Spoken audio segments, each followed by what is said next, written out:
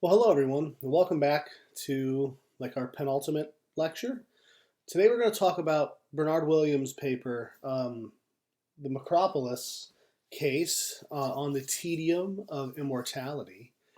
It's sort of in the context of meaningful lives and what we've been talking about so far. So, over the last couple of lectures, we've been talking about what makes a life meaningful, and we settled on something like it's being actively and sometimes successfully, at least sometimes successfully, engaged in a project or projects with positive value.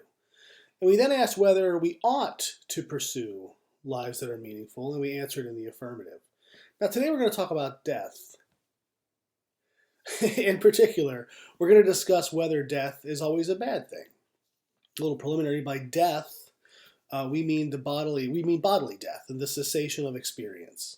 Um, and we're going to ask, whether death is always a bad thing, and if it is, whether immortality would be a good thing. Um, I think it's a pretty interesting topic, especially in conjunction with the meaningful life stuff. So that's what's on the docket for today. So let's get into it. So in the Williams paper, we begin with the Makropolus case. It's sort of a famous play that was later made into an opera that I haven't seen, but would like to someday. This big opera guy. I recommend go to the opera. You're close to the Met. It's amazing. You can go for like $25. You should go. It's a lot of fun. Anyway, in the play, a woman is given an elixir which grants her an unnaturally long life. After about 300 years of living, at around age 42, so she's 42 when she takes the thing, and she lives 300 years at age 42. She's so terribly bored that she decides, I've had enough of this. And she refuses to take the elixir again, and she dies.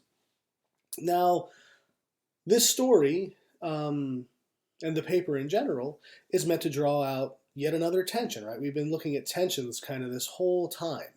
Tensions between, what seems to be the case and what we'd like to be the case and things like this. So this is no different, right? We're drawing out a tension here between, on the one hand, we think kind of intuitively that death is always an evil, and so we should like to avoid it, that we should like to keep on living and living and living. On the other hand, to keep on living for far too long seems to render life meaningless. And recall what Taylor said about evil being the ultimate boredom. But if that's right, then it seems like death is not always an evil. So it seems like we got a little bit of a tension here, a little bit of a little friction, and we're going to see about resolving that over the course of today's lecture. Now, to get us into this, we're going to think about those people. We're going to think about an argument from this guy Lucretius, from Greek philosophy, according to which death is never an evil. It doesn't matter when we die, and death is it doesn't matter to us at all. We shouldn't worry about it. So we're going to look at that first. So let's start there. So there's people who believe death isn't bad because there's an afterlife and God exists and stuff. And then there's people who think that death isn't bad because it's just the end, right? We're annihilated. There's nothing else after that. And Williams wants to say we can understand the first group of people, right? We can understand the afterlife people because, it's just a continuation of life, and that's what we would like anyways. So let's continue this thing, and we do it with God or whatever. That makes sense. But what about the second group, like this Lucretius group? If death is just the end, why shouldn't we regard it as an evil? Well, Williams gives us a couple of Lucretius's arguments. So the first argument is for the conclusion that death is never bad for the one who dies, and it's pretty straightforward. It goes something like this. In order for something to be bad for you, you've got to be around to experience the badness of that thing. But if you're dead, then you're not around to experience anything. In particular, you're not around to experience whatever might be bad about death. For example, the deprivation of the rewards and the delights of life, the prima vitae, the Latin in the paper. So death is just never bad for you, right? Pretty straightforward. It reminds me of a quote from Freddie Mercury, the lead singer of Queen, the band Queen. You might have seen the film Bohemian Rhapsody in the past couple years with Rami Malek. Great movie. He did a great job.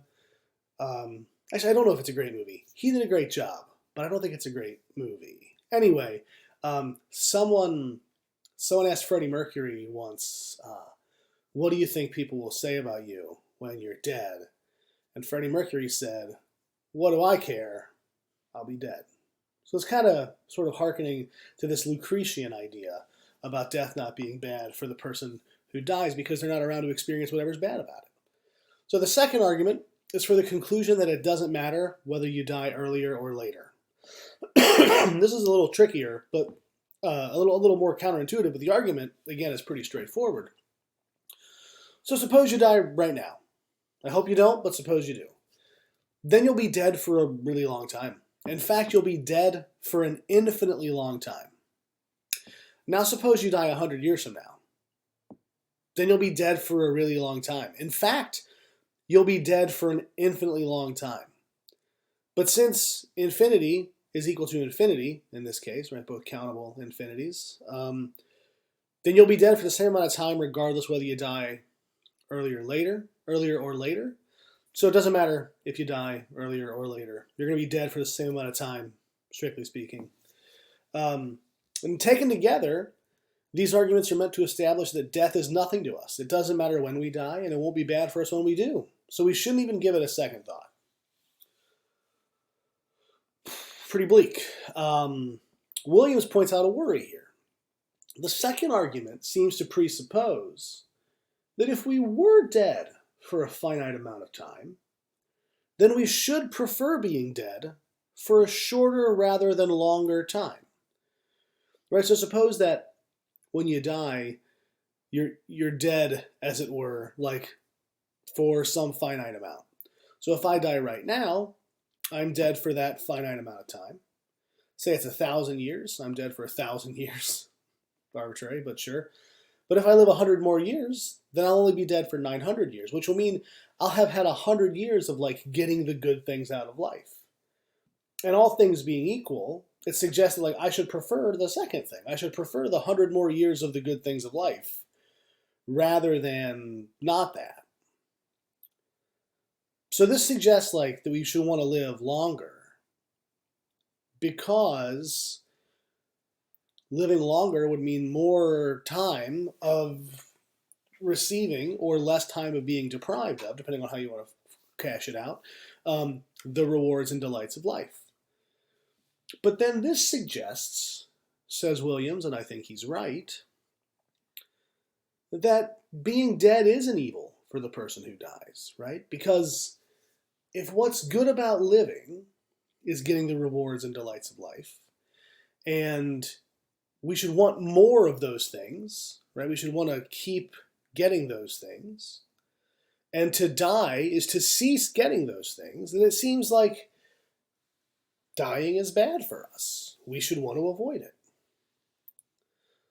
So what we've done so far is to suggest that death is an evil, and that all things being equal, we should want to experience the rewards and delights of life in as great a quantity for as long a period of time as possible.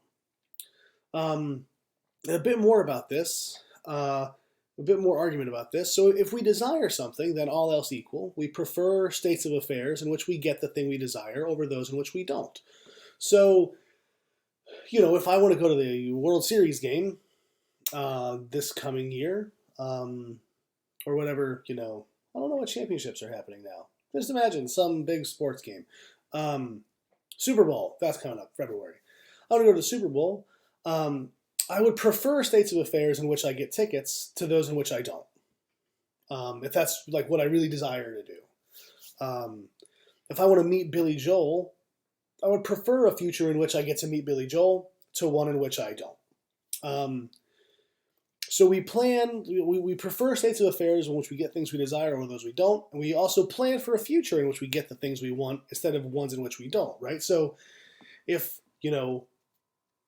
we have some plan, maybe not going to the Super Bowl or meeting Billy Joel, but some plan about finishing school or getting a job in tech or whatever, we sort of plan for that future, right? We're like, okay, so when I get my tech job, where will I live? The Bay Area, Austin, Texas? We don't just think like, well, that's my future, but I'm not going to plan for it. That would be stupid. No, we plan for that future. So we have this desire for states of affairs where we get what we want. We plan for futures where we get the things we want. And look, one future in which we don't get what we want is the one in which we're dead. Right? So whether you want to go to the Super Bowl or work in tech or meet Billy Joel, like none of those futures can obtain if you're dead. So it seems like we plan for and attempt to bring about futures in which we're alive and thus able to satisfy our desires. So this means that having desires gives us a reason for avoiding death, right? Like having things we want to do gives us a reason to want to keep on living. It gives us reason to prefer a future in which we're not dead. Now you might worry that this means that like our desires are conditional on being alive, right? Presumably, any outcome I desire requires me being alive, but Williams says this isn't the case, right? Like you can rationally want to kill yourself. I think that's possible. That's debatable, but suppose it's possible that you rationally could want to kill yourself, and that future, that outcome isn't conditional upon one's being alive. In fact, it's quite the opposite. So there are desires that don't depend upon our being alive, just things that we want, just in virtue of wanting them, or that we think are good in themselves, or something like this. And these are categorical desires, right? These are unconditional desires. Williams says, and I think he's right, that we all have various categorical desires. And so all else equal, we all have a good reason for avoiding death and a good reason for viewing it as an evil. And of course, the all else equal bit here is important, right? We can imagine, we have categorical desires. We want to live to keep fulfilling these desires or seeing these desires satisfied. But we can imagine like getting really old and really infirm and maybe a little bit, having some dementia or some memory issues, sort of all the terrible things that befall us as we age, at least for now. We can imagine, sort of having these categorical desires and just wishing that we and they would die together. And I think that's right, but this is a contingency. We can imagine, and there people are working on this right now at the SENS Institute, for example, sort of life extension technology stuff. So we can imagine getting advanced enough that these sort of concerns aren't salient any longer, right? We can imagine there is no Alzheimer's or dementia or cancer. Like you can sort of be sort of fit as a fiddle until you're 500 or something, right? This is what some of these more optimistic people talk about. So it seems like there you might imagine, well, look, if I'm going to be in good health, then I don't see any reason why I wouldn't want to keep on living, right? This I'm gonna maintain my the categorical desires into the future, and as long as I'm sort of in a position to go after them and bring about futures in which they obtain, like why wouldn't I keep doing that? If we can get rid of these sort of all things that equal contingencies about growing old and whatever else. No, Williams is going to say no. Well, even if we modulo all of those things, an endless life would be a meaningless one. So how is he going to say that? Well, we've started right with this tension business, right? We have the first half of the tension, right? It seems like death is always bad for the one who dies. We've talked about that. It seems like living forever will be bad for the one living forever. We're going to talk about that now. Sort of that's the claim Williams wants to make here, that even modulo all the sort of contingencies and stuff, living forever wouldn't be great. It'd be meaningless. You'd want to die eventually. So let's establish that now. So first we need to get clear on a couple conditions that Williams sets forth for immortality, both of which relate to one sort of consistent character. So he says that when we're thinking about living forever, well, first off, it should be me I should be the one living forever. If we're talking about me living forever, it should be me who lives forever. What does he mean by that? Well, he means something about there's a whole literature about sort of persistence over time, so sort of personal identity from the time you're an infant to the time you're very old. In virtue of what is Patrick Brooks in 1986 identical with Patrick Brooks in 2023? That's a sort of a serious philosophical question in moral philosophy and metaphysics. So whatever answer we give, we should be able to say that the me in 2023 and the me in, say, 1 million 2023, provided I'm immortal and live for a million more years, there needs to be something in virtue of which we're identical. So it should be me who's living forever. Now, second, the future state in which I exist must be adequately related in the life it presents to those aims which I now have in wanting to survive at all. So what do we mean here? Well, we have these categorical desires, right? These are the things that give us a reason to sort of keep going. These are get out of bed in the morning kind of reasons for life. And the far future state in which immortal me will exist needs to be adequately related, right? This is purposefully vague, to sort of my categorical desires now. So presumably it means something like we need to be able to just sort of draw some continuity line, like some causal historical chain between my categorical desires at t0, right, time now, and my categorical desires at t 1 million 2023. Right? We need to be able to connect those up in some way such that me now could look at me then and go, oh yeah, that tracks. So as I put it here in the notes, like since we're compelled to keep living in virtue of our categorical desires, the very far future life we wind up living had better hold out some hope for the fulfillment of those desires, or desires that are sort of like in line with our character. So now Williams considers a couple ways in which we might satisfy these conditions, or at least which we might model immortality. A couple of pictures, immortality pictures. This is a sort of a weird part of the paper, but what he's trying to say is like, here's a way in which we could get immortality. Suppose we have disjoint lives, right? So imagine something like reincarnation in sort of this Eastern religious traditions. So suppose first some minimal condition for identity over time. So what makes me identical to little baby Pat? What makes me identical to now? Suppose some very minimal condition for that. And now suppose further that like we live a full life and then just sort of start over with a new life. We can, and suppose we can know a bit about what the next life will be like, but we won't remember any of the previous lives. So that's sort of the setup. And Williams wants to just say, look, it's just not at all clear that this model is going to satisfy the second condition, right? It's not at all clear that like me in life one and my categorical desires will map onto in any conceivable way my categorical desires in some other life. Right? It just doesn't seem to work. So that's one sort of model that P considers and rejects. There's another model.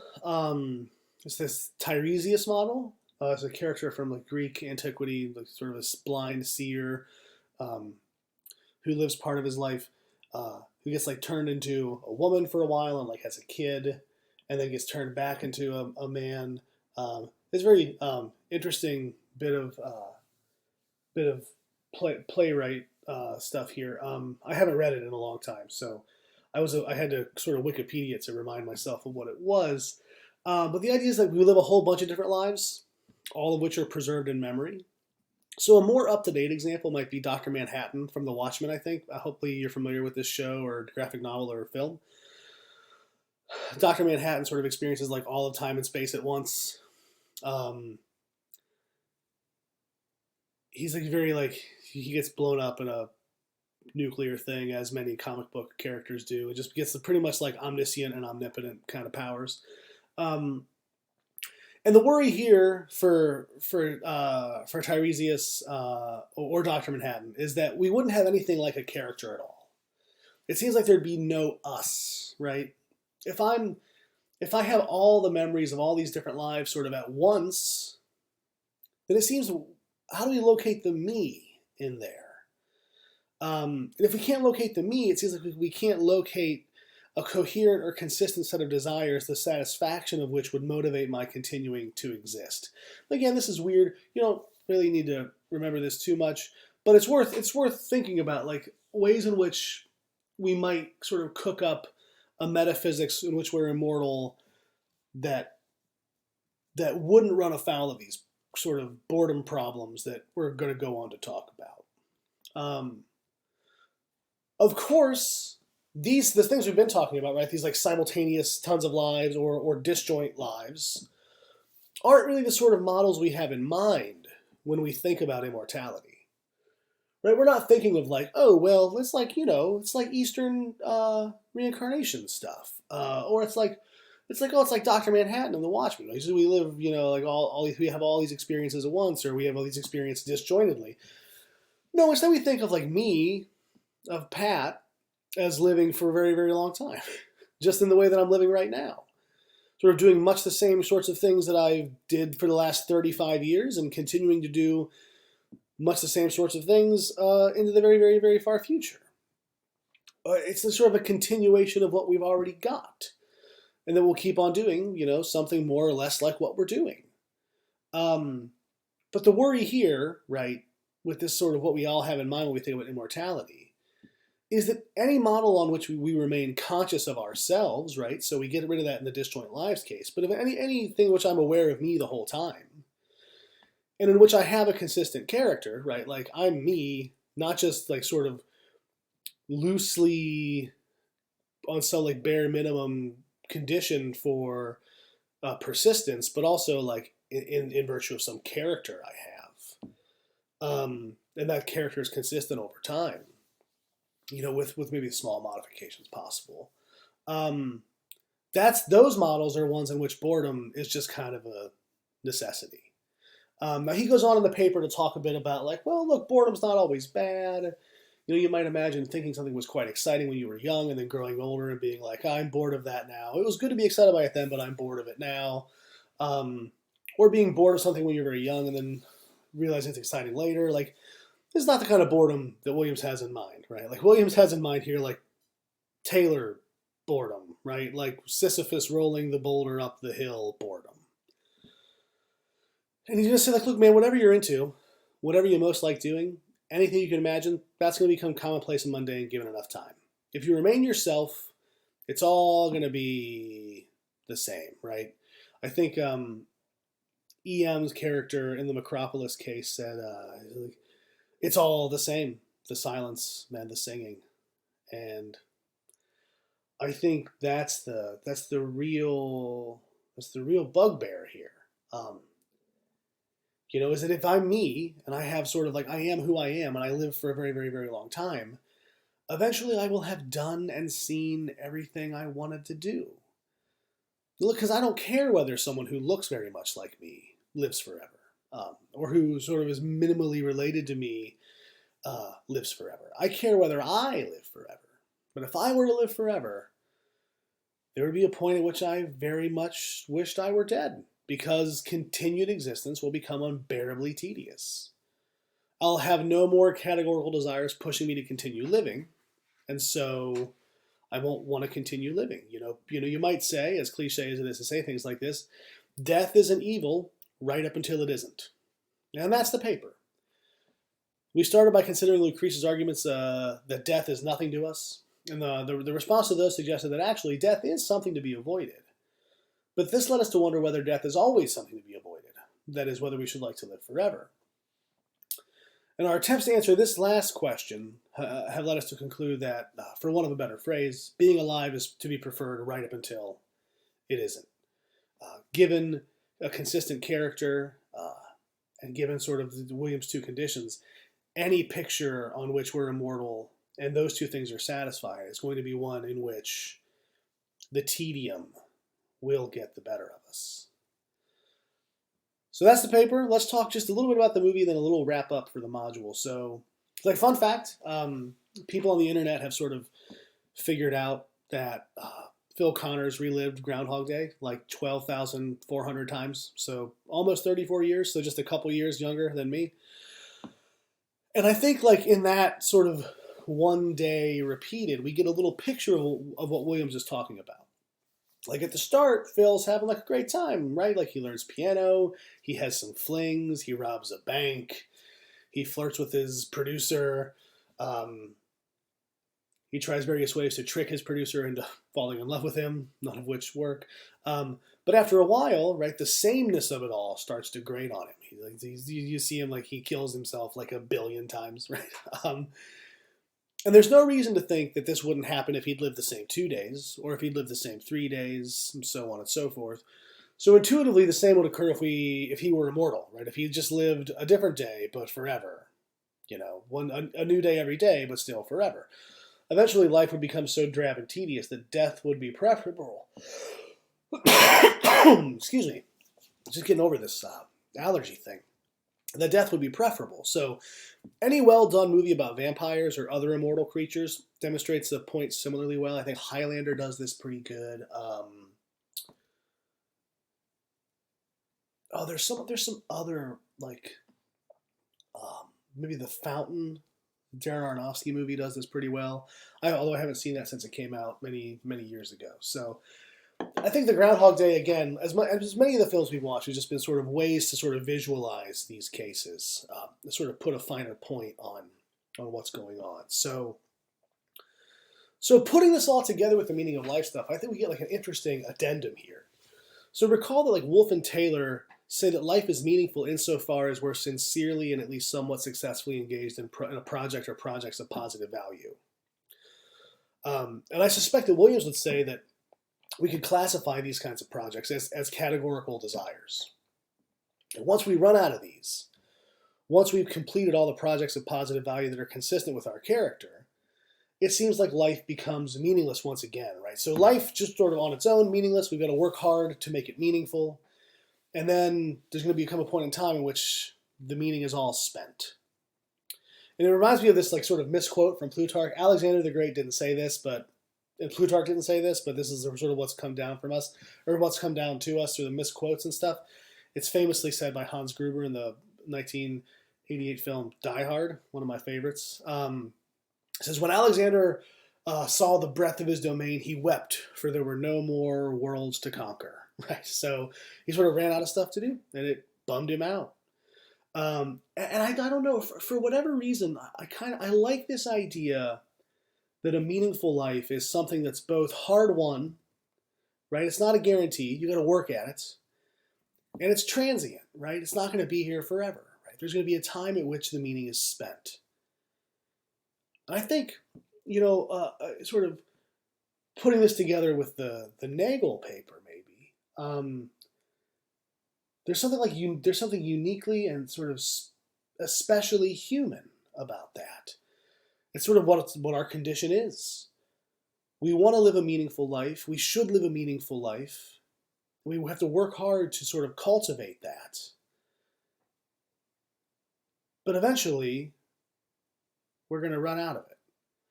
There's just something I think sort of poetically beautiful there. But yeah, what do you all think? So that's going to do it for this lecture. It's a little bit long, but, some of the others have been a little bit short, so I think it all evens out. This is the last paper we're reading. I'll have one more short lecture probably about what I want from your paper, which is not a whole heck of a lot. And that'll be it. So thank you so much for enrolling in the course. I hope you've enjoyed it. I've really had a lot of fun reading the discussion boards.